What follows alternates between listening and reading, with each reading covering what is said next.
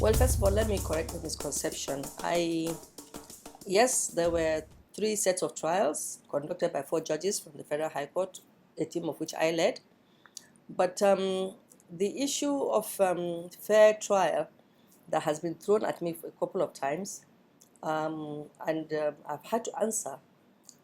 Fair trials means you give the person, the defendants, a right to defend themselves.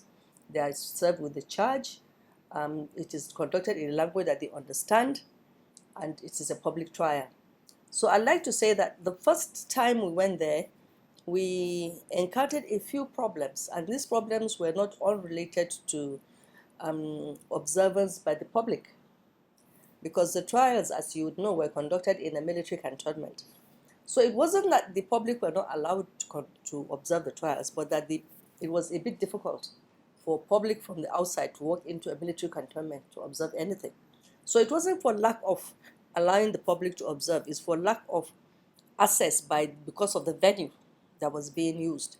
The defendants were served with copies of the charges. It was read to them, and it was explained and interpreted to them in languages that they understood.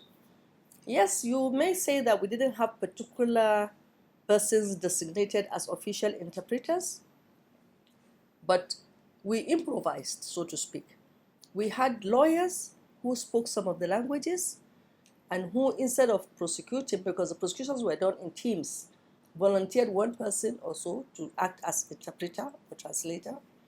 And the ones that we had most difficulties with were the ones who had to speak Kanuri as a language. But we got military personnel who spoke Kanuri. And the Kanuri-speaking defendants also understood some kind of Hausa, some level of Hausa. And even though our trials are conducted in English, but we do understand Hausa, so we are able to also know if the translations are not being done properly. And I want to say that I think they tried to the best of their abilities. So the part of the difficulties we had, of course, in conducting of those trials, initially they didn't have enough defense counsel, because the defense were provided for by Legal Aid Council of Nigeria. After the first trial, I think the Legal Aid Council now took an initiative. I made a lot of noise about it, and it got back to them. So they pulled a lot of their defense counsel from various offices that they have across the country, and they pulled them together and assigned them to come and do these defenses. Now, you'd say that we relied heavily on confessional statements. In the Nigerian jurisprudence, confessional statements are admissible documents, and you can convict on a confessional statement. There are a plethora of authorities from the Supreme Court that allows that. As long as the defendant understands what he's pleading to, and they've not pleaded much from outside their statements. And I'd like to tell you one thing. The first time we went there, we didn't even have those statements. And we discovered a lot of people. If you call somebody called Binta, you might have like 7 people all coming out, and they had the same name. They went back and interviewed each and every person. And don't forget, we had almost 1,800 people there. So it took them a little time. And that was when the statements of these persons were now taken. Now, the question you may ask after that is, what was the length of time between the time the offenses were allegedly committed and the time that the statements were taken? It could be quite a lot of time. But, you know, in the Terrorism Act, there are some very simple offenses to which most of those defendants pleaded to. And that was belonging to members of Boko Haram, 1. 2, knowledge of the fact that Boko Haram existed or somebody was a member of Boko Haram, and not divulging that information to the law enforcement agencies. Now, that was a problem. At that particular time, at the peak of the Boko Haram activities in that zone, it was next to impossible for you to report any activity of Boko Haram, because they'll come back for you, reprisal. So a lot of people pleaded guilty to that offense, that they did know. Some would even say that they did know a member of their family was a member of Boko Haram, but they could not report it. So they pleaded guilty to those kind of counts of charges, and they were summarily convicted.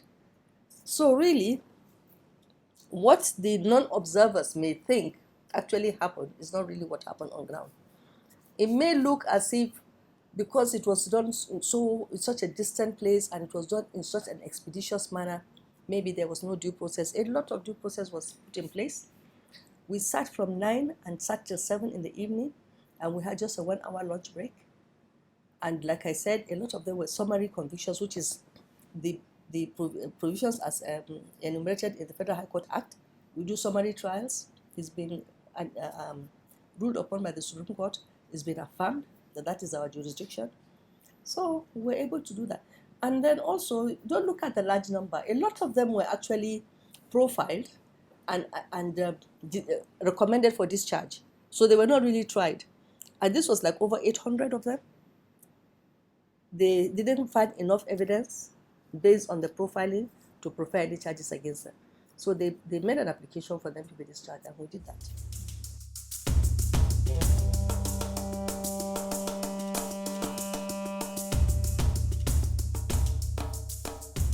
So far, I've been on this job for quite a while, but I'd like to say that I'm not, when a case is going on before me, I really don't have a lot of pressure, maybe let's say from the executive or from highly placed individuals outside. In a couple of cases, you have people who are maybe tribal members or colleagues or so who agitate and vent their agitation in some interesting ways. But to be honest with you, since it's not done inside the courtroom, I don't pay much attention to it. Trials are done based on the facts placed before you and the law. So irrespective of what pressure, I don't see how I personally would succumb to public opinion. But I want you to remember something also. If you look at the Administration of Criminal Justice Act, with which we work on all criminal trials, including the Terrorism Act, you find in a situation where a person is charged for a very high-profile terrorism act, but at the end of the day, the prosecution is only able to prove something lesser. The law allows the court to find him guilty of the lesser offense. So it doesn't look as if the court was influenced by that. It's more that maybe the court did not see the evidence. I'll tell you an instance. I had a case where somebody was trying to be linked to a high-profile alleged terrorist because he wasn't tried. In fact, he was killed in a shootout. And the prosecution, as far as I was concerned, did not bring all the evidence that they needed to tie the man to the deceased man.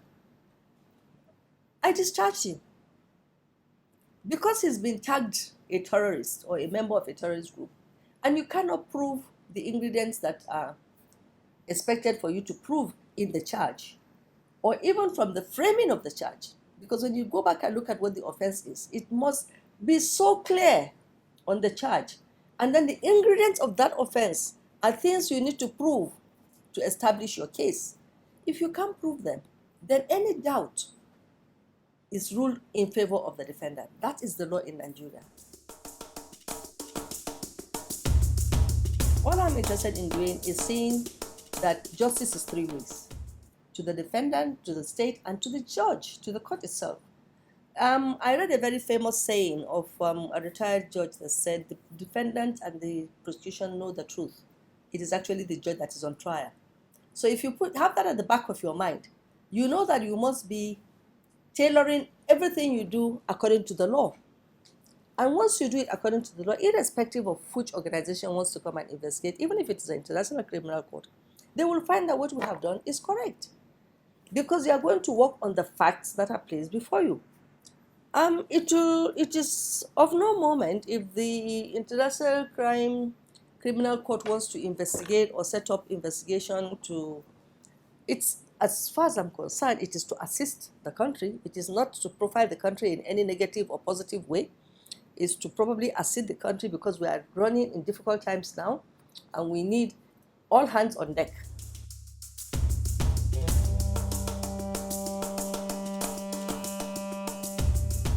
As of now, we have not had any case that involved sexual violence against any Boko Haram member. In fact, I'll tell you another interesting thing. We have not had a case where any Boko Haram member has been alleged to have committed murder. Because there is this dichotomy about jurisdiction. Who has jurisdiction over terrorism cases? Exclusively is Federal High Court. But an act of terrorism is not defined. There is no one definition for terrorism. And if you are terrorizing people by acts of sexual offenses, then I really don't see where the problem will come in. Then you charge them along with the acts of terrorism that you are alleging. The same thing if they committed murder. They've been alleged to have committed mass murders, but nobody is charging them for that. But acts of terrorism could actually be communal clashes. It could be mass murders. It could be mass assaults, rape. So it all depends on what is charged before the court. The court has the capacity to handle any of those offenses that is being charged.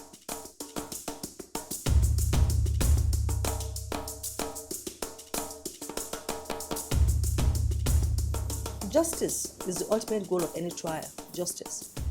And it's, like I said, it's three ways: defendant, prosecution, and even to the courts. Expeditious trials is very important. It even helps to dislodge this idea of human rights abuses. It doesn't augur well when you go and somebody is charged and has been in custody for the past 6 years. It doesn't augur well. It doesn't say very well of the investigations. But to move forward, I think, first of all, I know there's a lot of work that's being done on prosecutors and investigators. You see, the investigators that are normally first on ground, in the case of Boko Haram and what I have seen from the trials that I have conducted, the first on the ground is normally the military, who are not investigators, who may not know what to be looking out for, who may actually even contaminate the crime scene without actually intending to do so, because they are not trained to do that. Now, the task force now is now including police prosecutors, investigators, sorry. But even the investigators may not necessarily know the element of an offense. So you actually need the prosecutors to work with the investigators. Because if you are going to charge somebody for murder, for example, well, you need to show that somebody was murdered, there's a body, there is a weapon, there is someone who is alleged to have committed the offense. In other words, the actus reus and the mens rea.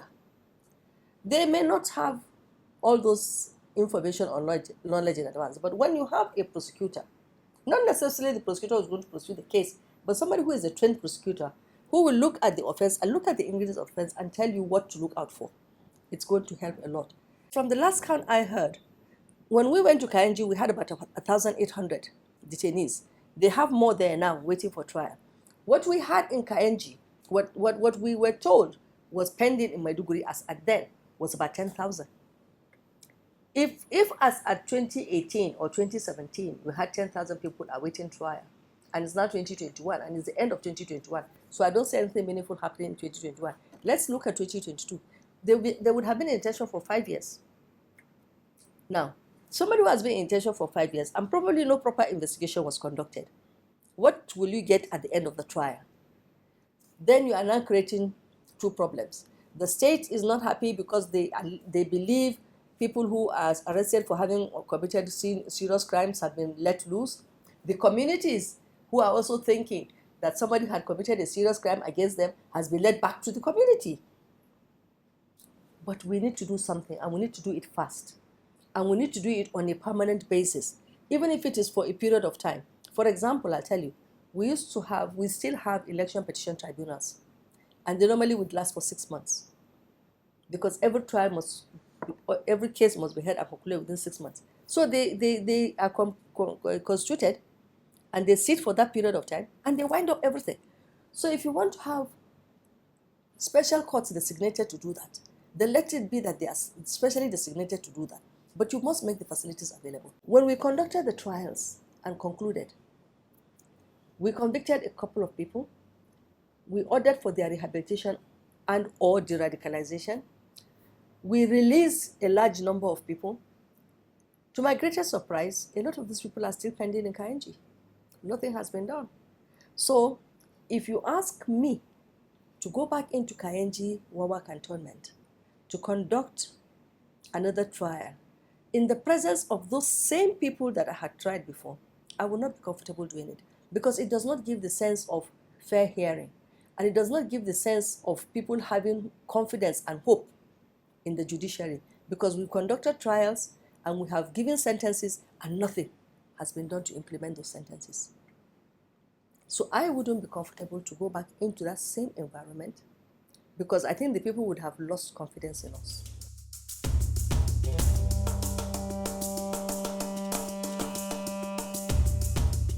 You know, I always say this: if you don't own the problem, then you can never dispense the solution. We need to first of all own the problem. Take the problem and own it and make it our problem. Okay, so now if we make it our problem, who is responsible for the upkeep of the people in Kainji? Who is responsible for keeping them there in the first place? I don't know. I don't know who is taking charge. But I want to believe that whatever has to do with operation of the law, the bulk will lie on the office of the Attorney General. Even if it is the prisons, in more advanced climates, the prisons are under the office of the Attorney General. The police reports to the Attorney General. So I don't see why in a situation like this, the office of the Attorney General will not take charge. Even if it was not initially their responsibility, now it's done. Okay, these people have been convicted, send them to this prison. These people have been ordered for de-radicalization, we'll look at what program to send them into. These people have been ordered for rehabilitation. Please, NGOs, register who is ready to help us. I know the British High Commission had been willing and waiting to be invited to participate in that. There are many agencies ready to help. We cannot shy away from our responsibility.